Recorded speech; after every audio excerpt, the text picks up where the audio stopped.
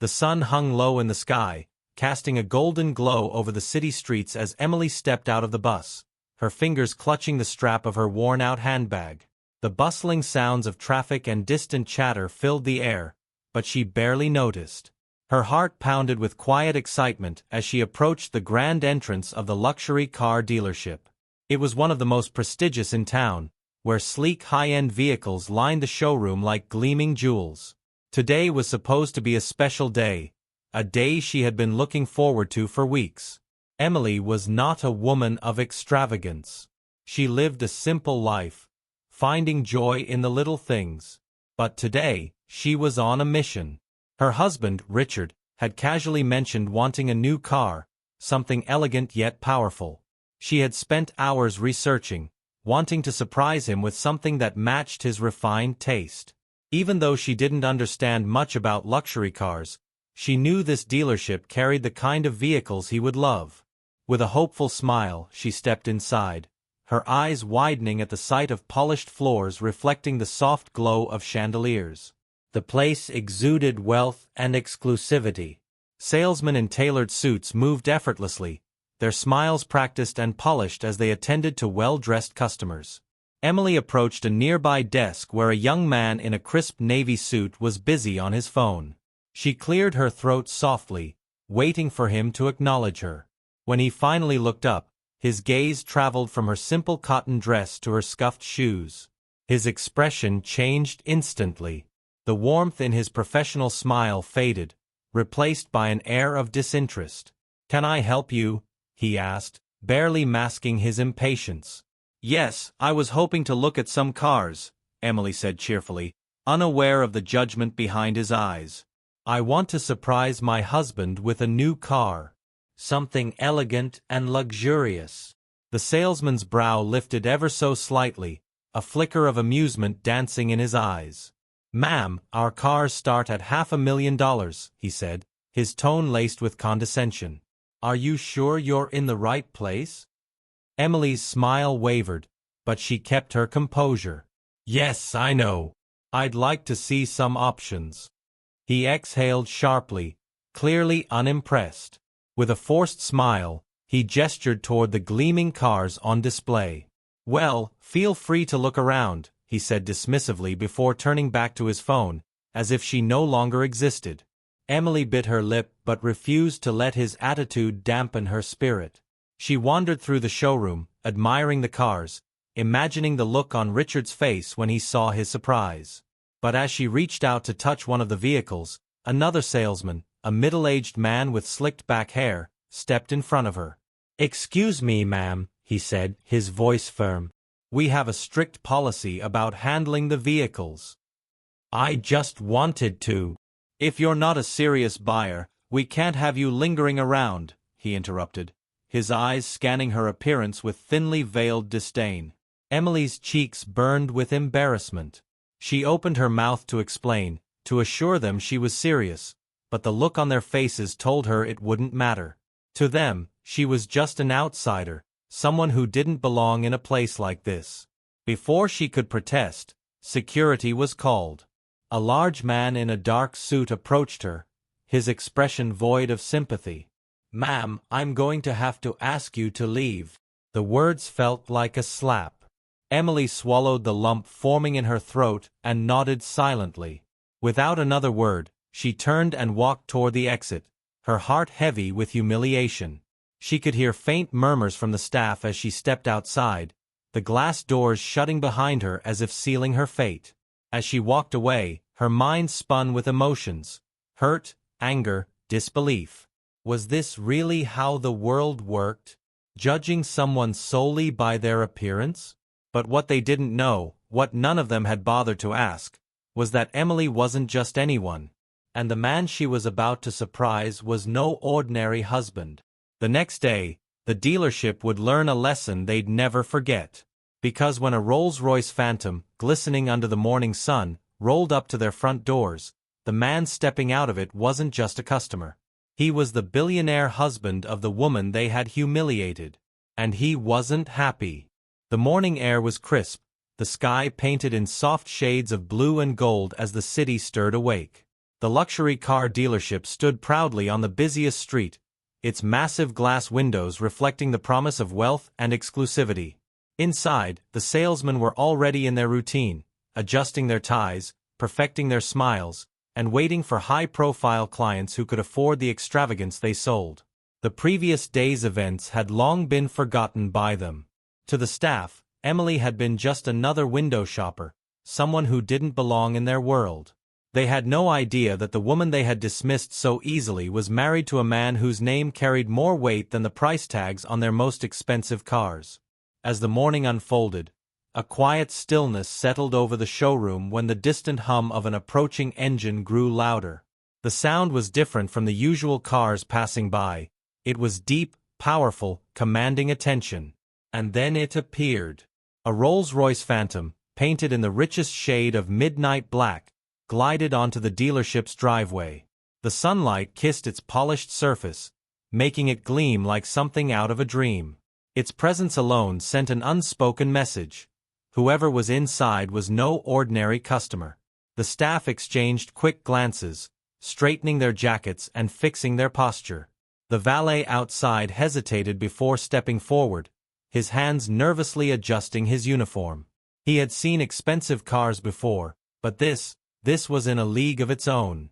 The rear door opened slowly, and a man stepped out. Tall, composed, and exuding a quiet authority, Richard Lancaster was the kind of man who turned heads without trying. His tailored suit fit him perfectly, his wrist adorned with a watch that cost more than most cars.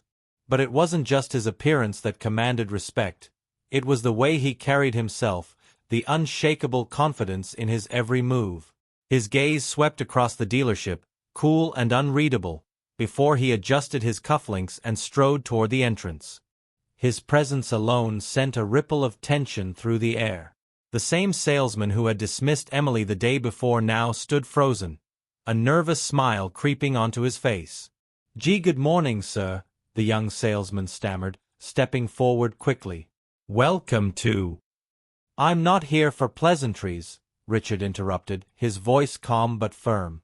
"Where's the manager?" The salesman hesitated. Let me get him for you right away, sir." He practically stumbled as he rushed to the back office. The other employees exchanged uneasy glances. It wasn't often that they were caught off guard.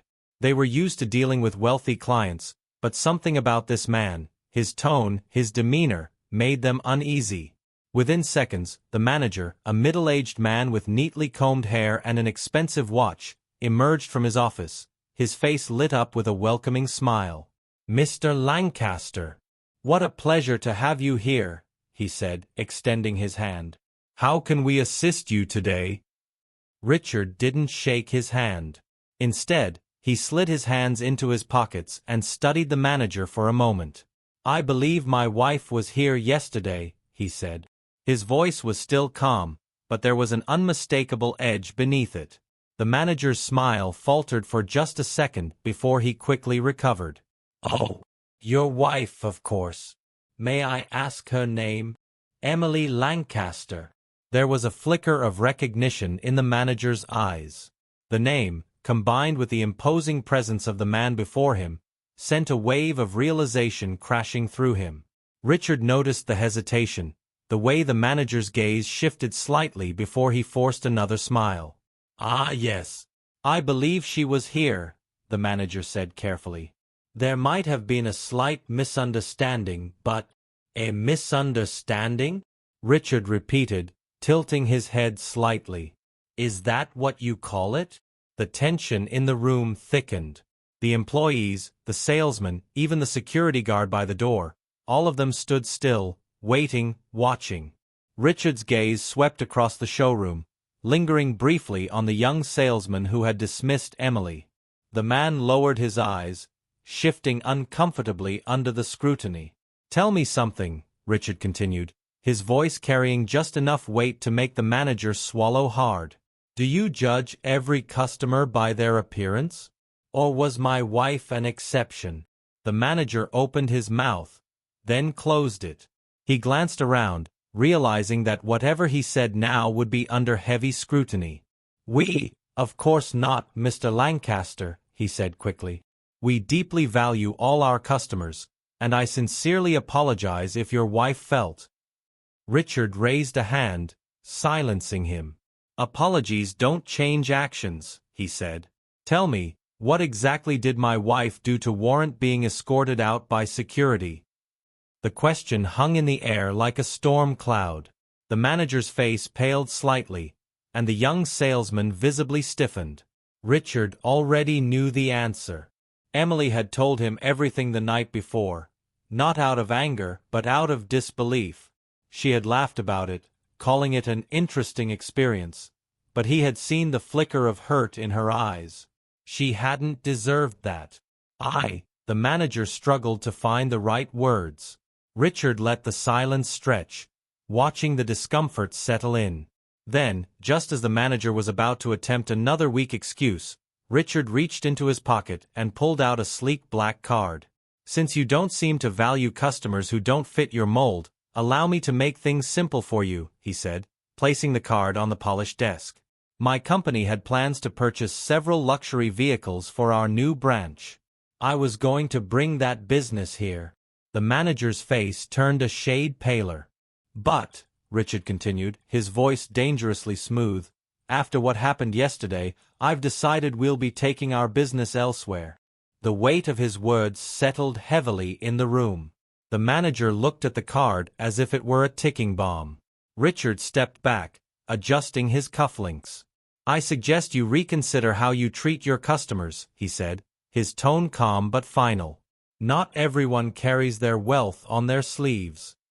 With that, he turned and walked toward the door. The employees remained frozen, their eyes following him as he stepped back into the Rolls Royce. The driver closed the door behind him, and within moments, the car rolled away, leaving behind a dealership full of regretful faces. The manager exhaled shakily, running a hand over his face. The young salesman looked as if he wished he could disappear.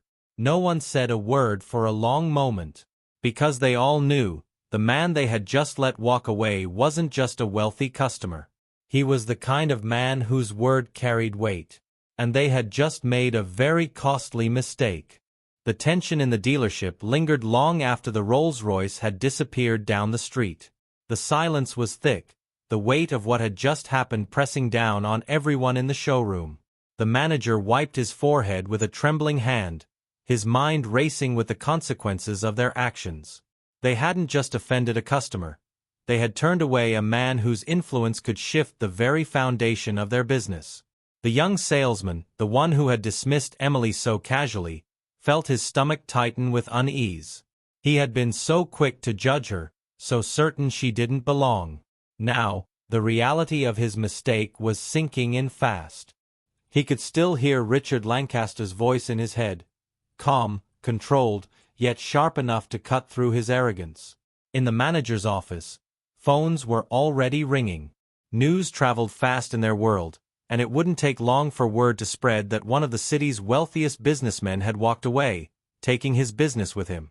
The dealership thrived on reputation, and an incident like this could shake its credibility in ways they couldn't afford. Meanwhile, across the city, Emily sat in the sunlit corner of her home, sipping tea and gazing out the window. She hadn't expected Richard to react the way he did. When she had told him about her experience at the dealership, she hadn't wanted him to be upset. She had laughed it off, trying to make light of it. After all, she wasn't someone who let things like that get under her skin. But Richard had seen through her laughter. He knew her better than anyone.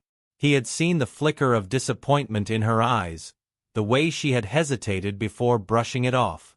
It wasn't about the cars or the money. It was about how people assumed worth based on appearances. And that was something he couldn't ignore. Emily sighed, setting her cup down. She had never cared for wealth or status. When she met Richard, he wasn't the billionaire businessman he was today. He had been an ambitious young man, working late nights, dreaming big. She had fallen in love with his kindness, his determination, not his money. And even as their lives changed, she had remained the same. A simple woman who preferred bookstores over luxury boutiques, homemade meals over five-star restaurants. But the world didn't always see past the surface. As she sat lost in thought, Richard walked in, his expression unreadable. He loosened his tie, sitting down across from her. For a moment, neither of them spoke. Then, finally, he exhaled. "They're going to regret what they did," he said, his voice calm but certain. Emily tilted her head, a small smile playing at her lips. "Richard, I wasn't looking for revenge." "It's not revenge," he said. "It's about setting things right." She studied him, seeing the storm of thoughts behind his steady gaze. "What did you do?" Richard leaned back, running a hand through his hair. "I made sure they understand the cost of their actions." Emily sighed, shaking her head. "You didn't have to do that." "Yes, I did," he said. "Because this isn't just about you, Emily. How many others have they treated the same way? How many people have they judged without a second thought?" She couldn't argue with that. She knew he was right. Meanwhile, back at the dealership, the fallout was already beginning. The corporate office had caught wind of the incident, and the regional director was on his way for an emergency meeting. The manager paced in his office, his nerves on edge. "Do you have any idea what you've done?" he snapped at the young salesman. The salesman swallowed hard. I didn't know who she was." "That's exactly the problem," the manager shot back. "You shouldn't have to know who someone is to treat them with respect." The weight of the words hit harder than any scolding ever could. The salesman looked down, shame settling deep in his chest. He had spent years chasing big sales, focusing only on customers who looked like they had money. But now he realized just how wrong that mindset was. The regional director arrived shortly after, his expression stern as he demanded an explanation. The meeting was tense, the consequences unavoidable. The dealership's reputation was on the line, and damage control wasn't going to be easy. But outside of the corporate chaos, there was something else unfolding, something beyond boardroom decisions and financial loss. People had started talking. A video had surfaced online, captured by a customer who had been in the showroom when Emily was humiliated. The footage wasn't long, but it was enough. It showed her being dismissed, her polite request ignored, and finally, her being escorted out by security. The video had been uploaded with a simple caption: "Is this how we judge people now?" And just like that, the conversation had started. Comments flooded in, people sharing their own experiences, their own encounters with judgment and prejudice. Some were angry, some disappointed, but all of them agreed on one thing: this wasn't right. By the time the dealership realized what was happening, it was already too late. The internet had taken hold of the story, and there was no stopping it now. The dealership's atmosphere had shifted from confident luxury to pure panic. Employees whispered in hushed tones, checking their phones as the video continued to gain traction. The comments were brutal, calling out the staff's arrogance, the dealership's poor customer service, and the way people were so quick to judge based on appearances. The manager's phone buzzed relentlessly with calls from corporate, demanding immediate damage control. The regional director, now fully aware of the storm brewing online, sat in the manager's office, his expression tight with frustration. "Do you have any idea what this means for us?" he asked, his voice low but sharp. "This isn't just a local issue anymore. The brand's reputation is on the line." The manager wiped his forehead, struggling to find the right words.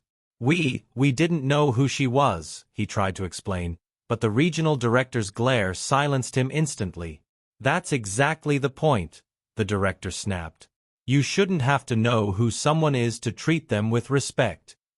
Outside the office, the young salesman stood frozen in place. He had been trying to avoid the stares of his colleagues all morning, but the weight of what he had done was suffocating. Every time he checked his phone, the video was everywhere. People were reposting it, adding their own stories of how they had been treated unfairly at high-end places just because they didn't look the part. He swallowed hard. Had he really been that blind? Meanwhile, Emily sat in the quiet of her home, watching the online reaction unfold. Her phone was constantly buzzing. Friends, acquaintances, even strangers reaching out after seeing the video. She hadn't expected any of this. She had told Richard that she didn't need revenge, and she still meant that. But this wasn't about her anymore. It was about something bigger, the way people were treated, the way appearances dictated respect. Richard stood by the window, his expression unreadable as he scrolled through the online comments. He had always understood power, influence, and reputation, but this was different. This wasn't a business deal or a corporate move.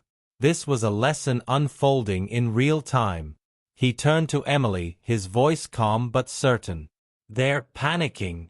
Emily sighed, shaking her head. "I didn't want this to turn into a spectacle, Richard." "It's not a spectacle," he said. "It's the truth.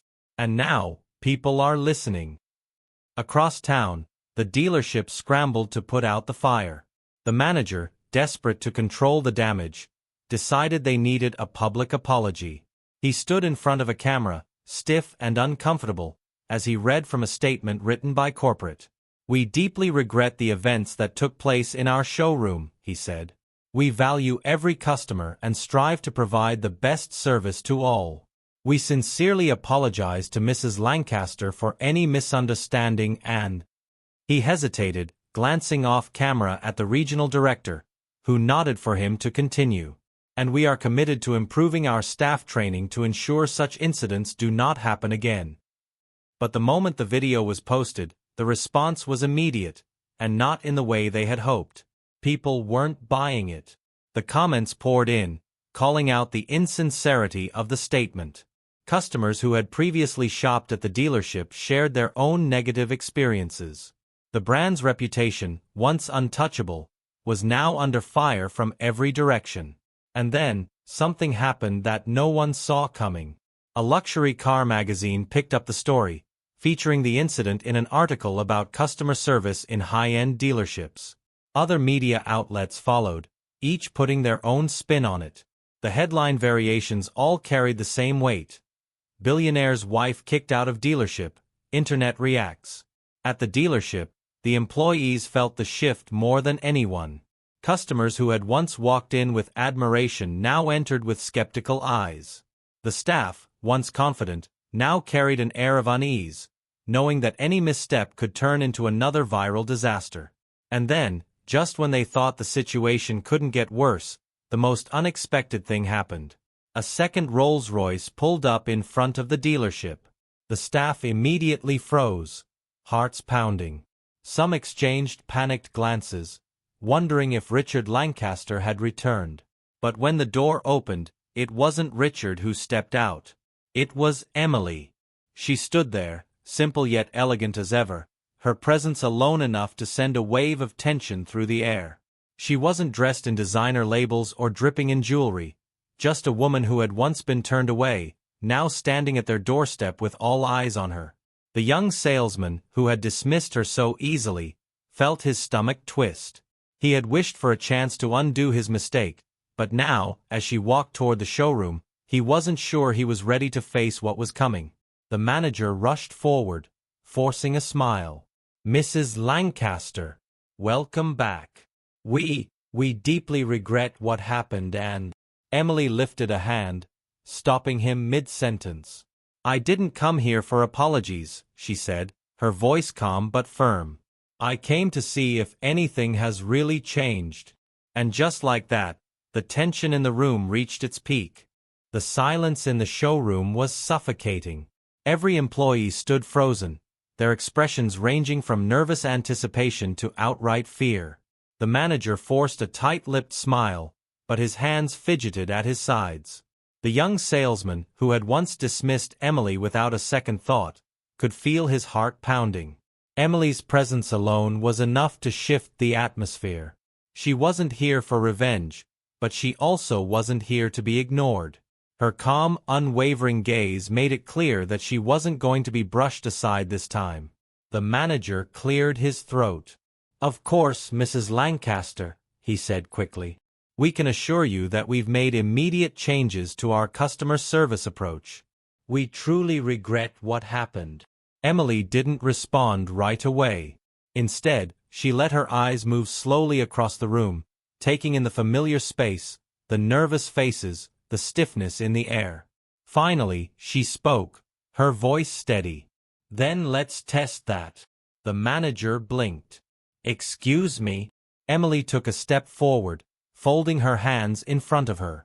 Let's see if things have really changed. Let's see if a customer, any customer, can walk in here and receive fair treatment, no matter how they look. A few employees exchanged glances, uncertainty rippling through the group. The manager hesitated, clearly thrown off. This wasn't the outcome he had prepared for. He had expected her to either lash out or accept their apology and leave. But this put them to the test in real time, with the whole world watching. Before the manager could form a response, the automatic doors slid open again, and another figure walked in. An elderly woman in a faded floral dress shuffled through the entrance, glancing around uncertainly. Her clothes were slightly wrinkled, her shoes worn from years of use. She didn't look like someone who had come to buy a luxury car, at least, not by the dealership's usual standards. The employees stiffened, and Emily didn't miss the way their eyes darted between the manager and the woman, waiting to see what would happen. The young salesman's breath caught in his throat. He knew exactly what he would have done a few days ago. He would have dismissed her with the same indifference he had shown Emily, assuming she didn't belong. But now, under the weight of everything that had unfolded, he felt something shift inside him. The woman hesitated near the entrance, her fingers gripping the strap of her old purse. She seemed unsure, as if she expected to be turned away. Emily took a step back, watching closely. This was the moment of truth. The young salesman swallowed hard, then straightened his posture. Before his manager could react, he walked toward the elderly woman, forcing his nerves down. "Good afternoon, ma'am," he said, his voice steady but careful. "Welcome to our dealership. Is there anything I can help you with today?" The woman looked up, surprised by the greeting. She blinked at him, as if she had expected a completely different response. "Oh, well, I was just looking," she said hesitantly. I probably shouldn't be here." "Nonsense," the salesman said quickly, offering a small smile. "You're more than welcome here. If you'd like, I'd be happy to show you around." The tension in the showroom didn't disappear, but something shifted. The employees, the manager, even the regional director. Everyone was watching, and no one could ignore what was happening. Emily met Richard's gaze from across the room.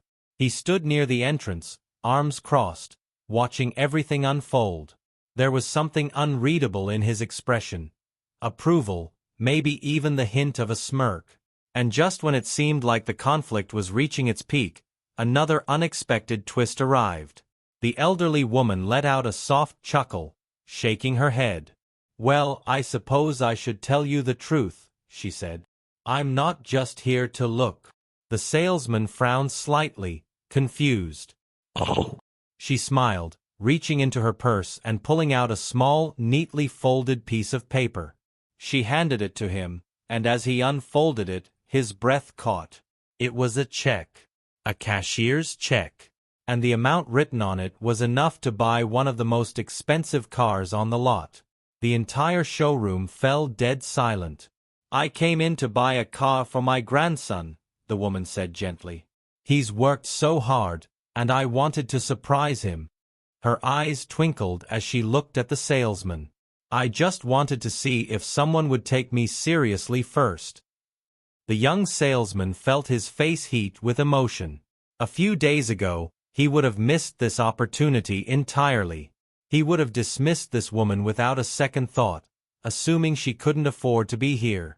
And now he was standing face to face with the very lesson he had needed to learn. The manager, who had been standing frozen in shock, quickly cleared his throat and stepped forward. "Ma'am, we would be honored to help you select a vehicle," he said, his voice smoother now, as if trying to regain control of the situation. But the woman simply smiled, turning back to the salesman. "I think I'd like this young man to assist me," she said kindly. "If that's all right." The salesman exhaled slowly, then nodded. "I'd be happy to." Emily watched as the moment unfolded, the weight of it settling over the entire dealership. This wasn't just about her anymore. It was about something much bigger. And as she exchanged a knowing glance with Richard, she realized something else. This was far from over. The real change was only just beginning. The entire showroom remained silent, the weight of the moment pressing down on every person in the room. The manager, still stunned by the elderly woman's revelation, forced a polite smile, though the tension in his jaw gave away his frustration. This was another test, another moment where the dealership's reputation hung in the balance. The young salesman, still holding the check in his slightly trembling hands, turned back to the woman with newfound determination. "Of course, ma'am," he said, his voice steadier now. "Let's find the perfect car for your grandson." The woman beamed, nodding in approval. Emily watched from the side, her arms crossed as she observed every move.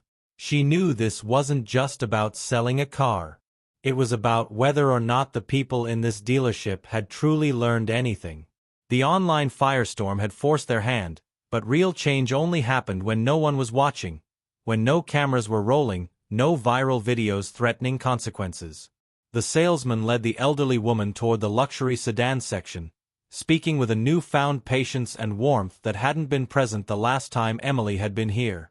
As they talked, other customers entered the showroom, some clearly aware of the viral incident, their gazes sharp and expectant. The dealership staff, still on edge, made sure to be overly polite, but there was a nervousness in the air, a hesitation that came with knowing they were being scrutinized. Richard finally stepped forward, his presence commanding as always. He hadn't spoken much since arriving, but now, as he approached the manager, the man visibly tensed. "We need to talk," Richard said, his voice calm but firm. The manager swallowed hard. "Mr. Lancaster, we deeply regret." "I'm not interested in apologies," Richard interrupted smoothly. "I'm interested in accountability." The regional director, who had been hovering nearby, stepped in quickly. "Mr. Lancaster, we understand the seriousness of this situation, and I assure you we are taking immediate steps to ensure something like this never happens again." Richard studied him for a long moment before responding. "Are you?" The director hesitated. "Yes, of course. We're implementing new training programs, reviewing our policies, and making sure our staff understands that every customer, regardless of appearance, deserves respect." Richard nodded slowly. "That's a start." He glanced at Emily, who was still watching the scene unfold, then back at the manager. "But tell me something. If my wife hadn't been who she is, if there hadn't been an uproar online, would you have done anything at all?" The question hung in the air, heavy and suffocating. The manager's face paled slightly, and for the first time, he seemed unable to come up with a smooth response. Richard sighed. "That's what I thought." Before the manager could stammer out another attempt at damage control, the sound of an engine purring outside caught everyone's attention. The doors slid open once again, and a sleek black Rolls Royce Ghost pulled up to the curb. The staff tensed immediately, their anxiety palpable. Another Rolls Royce? Another unexpected visitor? The chauffeur stepped out first, his movements precise and professional. And then, the back door opened, and a tall, sharply dressed man in his late 50s stepped out. He wore a navy suit, crisp and tailored, his silver hair neatly combed back. His expression was unreadable as he adjusted his cufflinks before stepping inside. Emily felt a strange sense of familiarity, though she couldn't place why.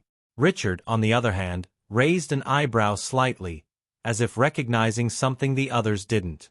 The man walked in with effortless confidence, his gaze sweeping over the showroom before landing on the elderly woman and the young salesman. A small smile tugged at the corner of his lips. "There you are," he said, his voice smooth but warm. "I was wondering where you ran off to." The elderly woman turned, a soft chuckle escaping her lips. Oh, don't start with me, Samuel. I told you I wanted to do this on my own. The manager stiffened, his expression flickering with unease. And you are? The man turned, offering a sharp but polite smile. Samuel Whitmore. The name alone sent a ripple of shock through the room. The employees, the manager, even the regional director, all of them exchanged wide-eyed glances. Samuel Whitmore, one of the largest private investors in the luxury auto industry, a man whose influence stretched far beyond a single dealership, someone who could make or break careers with a single phone call. The elderly woman let out a soft sigh, shaking her head. I told you I didn't need your help. Samuel chuckled. I know, Mother. But I still wanted to be here. A new wave of tension filled the air. The dealership had just unknowingly tested the mother of one of the most powerful figures in the business. And they had almost failed. Again. The manager's face was ghostly pale now, his throat bobbing as he struggled for words.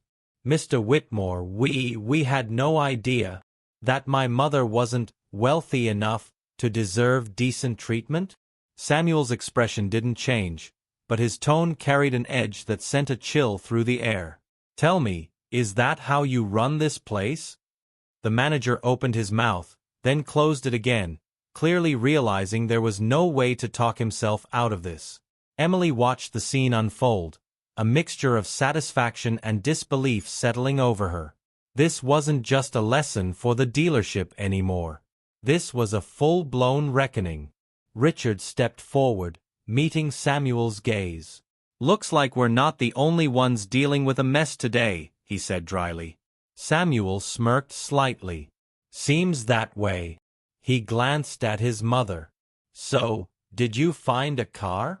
She smiled, nodding at the young salesman. Yes. And I'd like him to handle everything. Samuel studied the salesman for a moment, then gave a slow nod. Good choice. The young salesman, still overwhelmed, straightened his posture and nodded. I'll make sure everything is perfect, sir. As the paperwork was finalized, the manager remained frozen, his career flashing before his eyes. The regional director, on the other hand, knew there was only one way this would end. By the time the purchase was complete, the entire dealership was running on quiet tension. The staff knew this was a moment they wouldn't forget. The day everything changed. As Emily and Richard prepared to leave, Samuel turned to them with an amused look. You're quite the troublemakers. Emily chuckled. I didn't plan for all this to happen. I just wanted to buy a car. Samuel smirked. Well, you bought a lot more than that today.